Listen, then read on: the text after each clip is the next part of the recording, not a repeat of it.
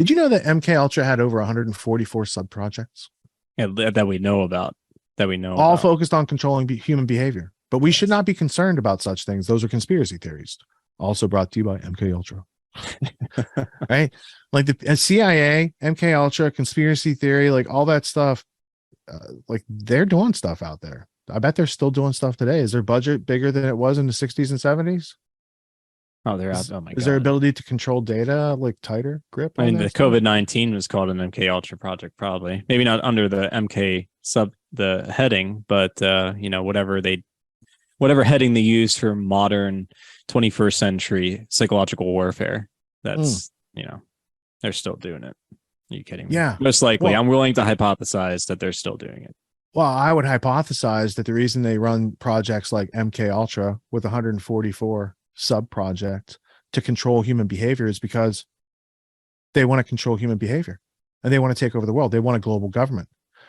And we're going to have an intermission piece coming up later that's going to give you more on this topic. But I do have a selective reading on this topic because this idea of global government has been around for a long time.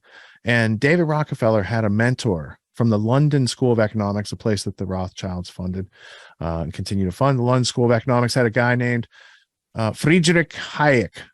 And Hayek wrote a well-known book called The Road to Serfdom.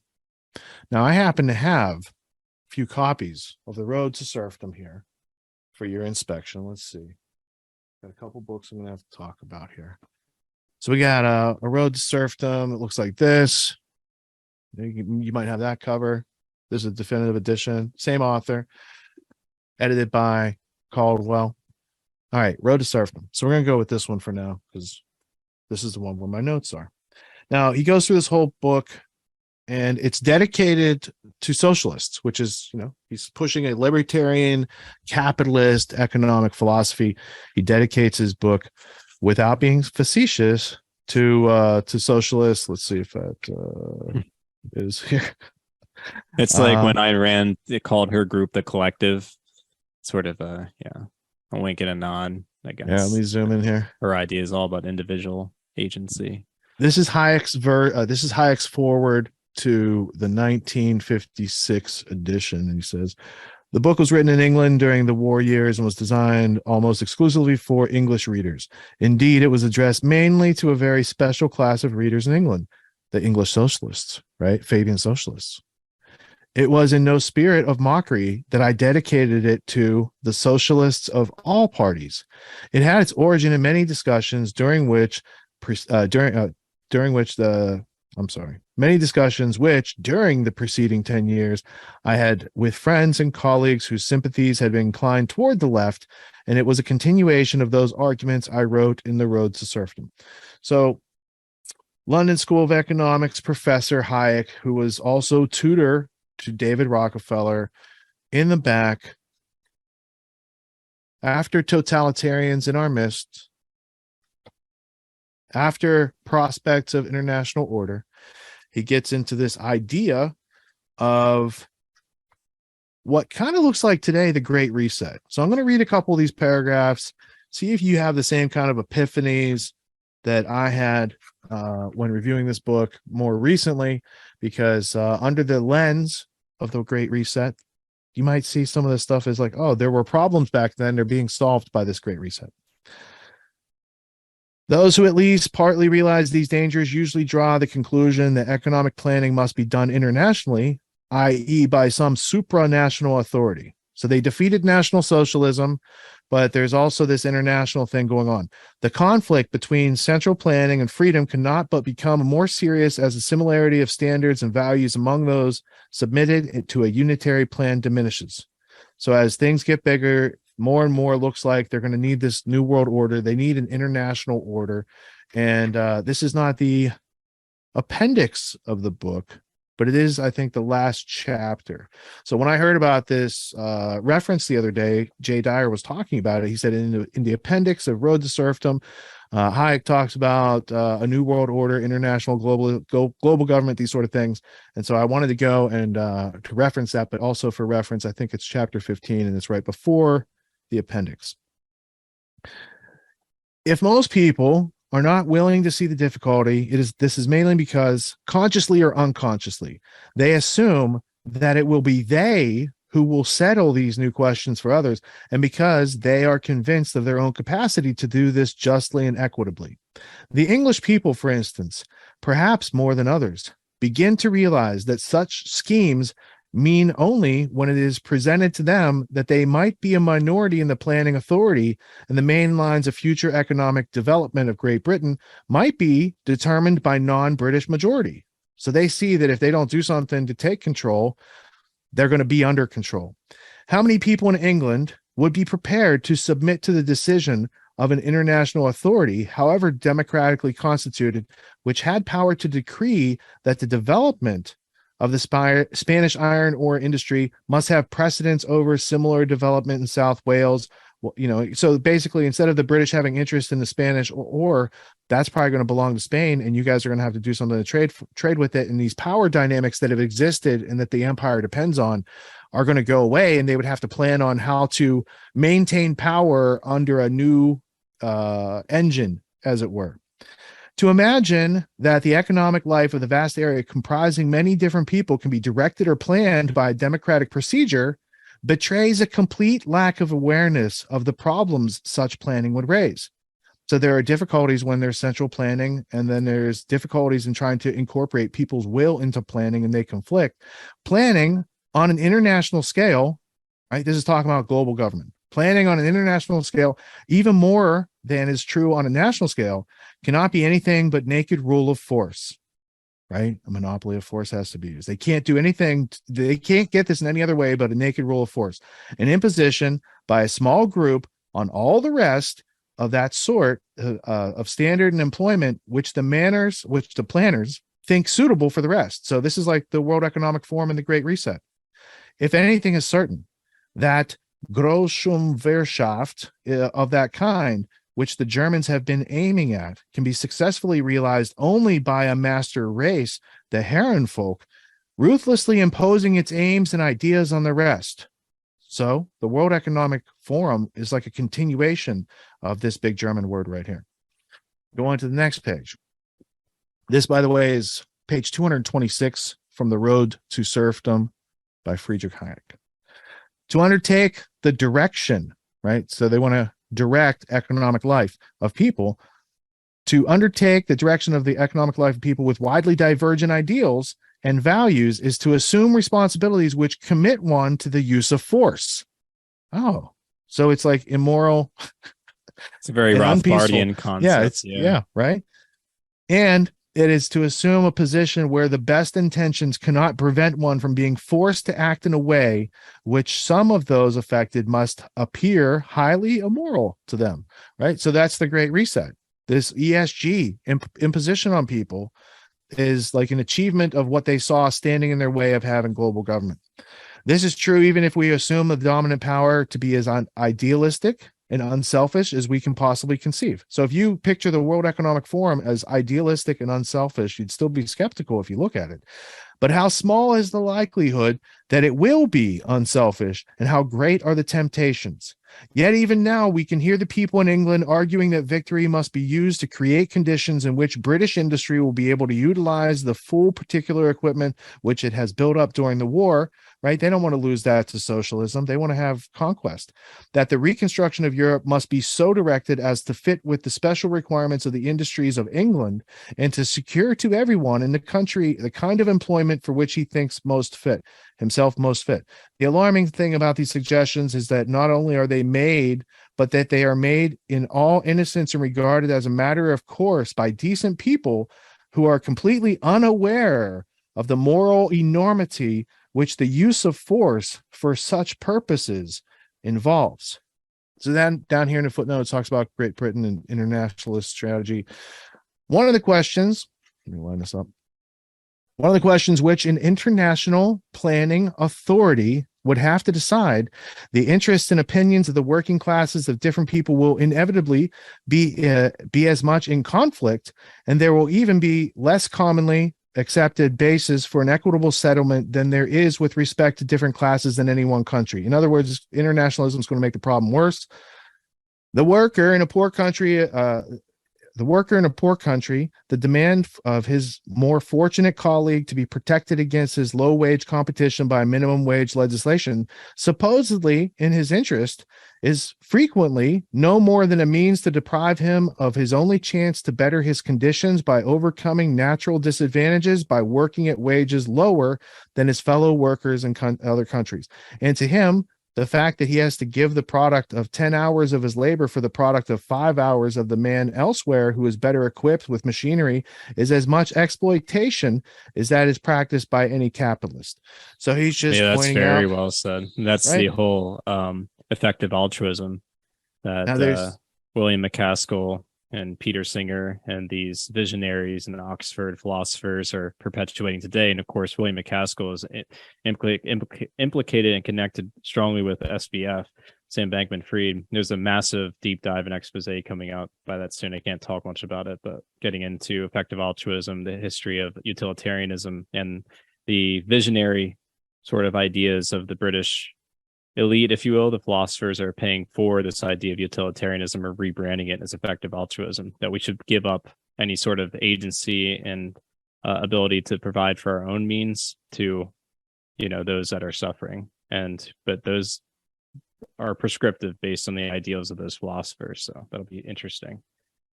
Continuing on page 230, the controller of the supply of any such raw material, gasoline, timber, rubber, tin, would be the master of the fate of the whole industries and countries. Well, that seems like it would put a lot of power in their hands, right? If anything else is evident, it should be that while nations might abide by formal rules in which they have agreed, they will never submit to the direction of an international economic planning that international economic planning involves, that while they may agree on the rules of the game, they will never agree on the order of preference in which they are to rank their own needs and the rate at which they are allowed to advance their own. So that makes good that's sense. Effective altruism, essentially, because it's like who gets to decide that effect and who gets to say who's suffering and who isn't, and how we equitably distribute resources to other individuals. And that's what Klaus Schwab utilizes the term stakeholder capitalism. It's just a euphemism for a new brand of international socialism. What is evidently at the back of the minds of not altogether unpractical realists who advocate these schemes is that while the great powers will be unwilling to submit to any superior authority, they will be able to use those international authorities to impose their will on the smaller nations within the area in which they exercise hegemony. Now, with the pandemic, that's the whole world. There is so much realism in this, that by thus camouflaging the planning authorities as international, it might be easier to achieve the condition under which international planning is alone practicable. Oh, this is interesting. And then they talk about hiding their identity, camouflaging like wolves in sheep's clothing, like Fabian socialists, right? So on page 231, namely that in effect, that it is in effect done by one single predominant power. This disguise would, however, not alter the fact that for all the smaller states, it would mean a much more complete subjugation to an external power to which no real resistance would any longer be possible than would be involved in the renunciation of a clearly defined part of political sovereignty. It is significant that the most passionate advocates of a centrally directed economic new order for Europe should display, like their Fabian and German prototypes, the most complete disregard of the individuality and of the rights of small nations. Now, this is the people who funded the Nazis. And they're like, we can be more Nazi on top of this. Like we can take over the whole world with this Fabian socialist strategy. And Bertrand Russell sort of echoes those sentiments a little bit towards the end of The Impact of Science on Society, I believe. I covered that a little bit in my logic course when I was talking about excerpt lifting, but the fallacy of excerpt lifting. But it was he echoes the sentiments of essentially the capacity for an international body to override democratic or sovereign rule of nations and the sort of ethics that are involved with that. So it sort of reminds me of it just a little bit. On page 232, the need for an international political authority, which, without power to direct the different people what they must do, must be able to restrain them from action which will damage others. You got to censor people to protect people. The powers which must devolve on an international authority are not the new powers assumed by the states in recent times, but that minimum of powers without which it is impossible to preserve peaceful relationships, essentially the powers of the ultra-liberal laissez-faire state. The form of international government under which certain strictly defined powers are transferred to an international authority, while all other respects the individual countries remain responsible for their individual affairs, is of course federation. So now they're just he's pitching World Federation, and that's a union now with Britain. That's the continuity of Cecil Rhodes's will and Lord Rothschild's 1902 declaration for a federal tax union between these countries so that they can all be in one international authority. So there's Rhodes, Rothschild, Rhodes scholars behind this federation agenda, and then he just keeps pushing federation is the thing that you need to do, and why don't we just do some federation, and we need a supranational authority, right? But the small can preserve their independence in the international as in the national sphere only with a true system of law which guarantees both that certain rules are invariably enforced and that the authority which has the power to enforce these cannot use it for any other purpose. While for its task of enforcing the common law, the supranational authority must be very powerful. An international authority, right? So he just goes on. The whole thing is about the creation of the British Empire, the United States, and world government. Yeah, there's an issue there. He's sort of putting the cart before the horse a little bit insofar as he just assumes that the international authority is inevitable and that there must be some hedge against it. So he's setting up this sort of false dialectic that it's inevitable this is going to happen, so we should set up a federation in order to hedge, and have a consistent rule of law that all are subsumed under. So there's fair and equitable treatment by nation states that are small or big and have different internal laws and so forth and so on. So it's sort of couched in language that's trying to preserve national sovereignty while actually supporting the end of national sovereignty through a federation. It's very clever. That's very super clever. Well, not only that, but his student, David Rockefeller, said he's a proud internationalist, and that if you accuse he and his family of doing this supranational international planning authority type of thing, they stand guilty. So there's even more evidence that people should look into about these things. Now, David Rockefeller, he also made that thing called Trilateral Commission, right? So you got a book like this, Trilaterals Over Washington by Anthony Sutton and Patrick Wood, and they Sutton worked with these people. Sutton wrote also this book, National Suicide. There you go. Military Aid to the Soviet Union. It's one of his rare ones, but it's a pretty sizable book, and there's a lot of notable coverage in here. And it goes back to these same robber barons that are found not only funding the Council on Foreign Relations, but also the Trilateral Commission and funding the CIA and funding the Royal Institute for International Affairs. And they're not the top of the food chain, but they are definitely they're the international worker bees. Yeah, they're the international bodies set up to help foment and popularize the concepts of internationalism. So that's sort of the idea. What makes the Grand Theft World podcast unique, invigorating, exciting, and informative? Most other podcasts out there are either doing straight up interviews or they're just covering the daily news. They're covering current events from the day they happened. And that is effective. It's useful. It's a great starting point. And then sometimes these current events change during the week past the first story. So we like to give it a little time. You have to wait till some of the dust settles on these stories in order to give them accurate coverage. And the other thing that's really missing in the media landscape is covering the articles that are coming out every day. That's great. That's necessary. But who's bringing in contextual history so that you can understand what has been going on for decades and decades to lead up to the machinations and actions that we see unfolding today? So what we do here on the podcast is we cover current events. Many of these things are censored, but we wait about a week. As a forensic historian, I focused mainly through my career on the history of globalism and collectivism and things that they call maybe the New World Order. There's a lot of facts to these sort of circumstances, groups, events, activities, working groups that they've had over time. So for Grand Theft World listeners, we not only break down the current events, most of which that are censored during the week, we provide you with contextual history, we give you the source notes, the references, we do deep dives, and this really empowers you with an understanding of context and history so that you can make more informed decisions in your life. There's also a community, a membership where you guys can actually ask questions and we can get into the show and share evidence. And there's a town hall weekly for Grand Theft World for those who listen to it and are interested in covering the stories that we don't get to during a 6-hour show.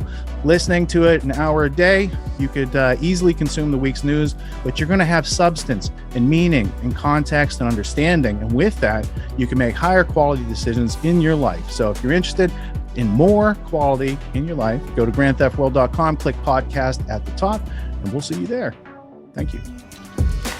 These allegations are false. This isn't Grand Theft Auto, folks. This isn't a video game. What are the most surprising things that you discovered once you started pulling on that thread? Who he was connected to, what institutions he was influential over, what events he participated in? Come on, man. What are we talking about? Come on, man. No. You don't have to think about it, dude. I got this quote because you said you didn't know much about Klaus Schwab. I made it my job to, as soon as this happened, I'm like, okay, this guy's their front man. Let me learn about the official history of the World Economic Forum. I got their 40-year history. I got every book that Klaus Schwab has written or ghostwritten. I went through those books. This is one of the most interesting passages. Come on, man.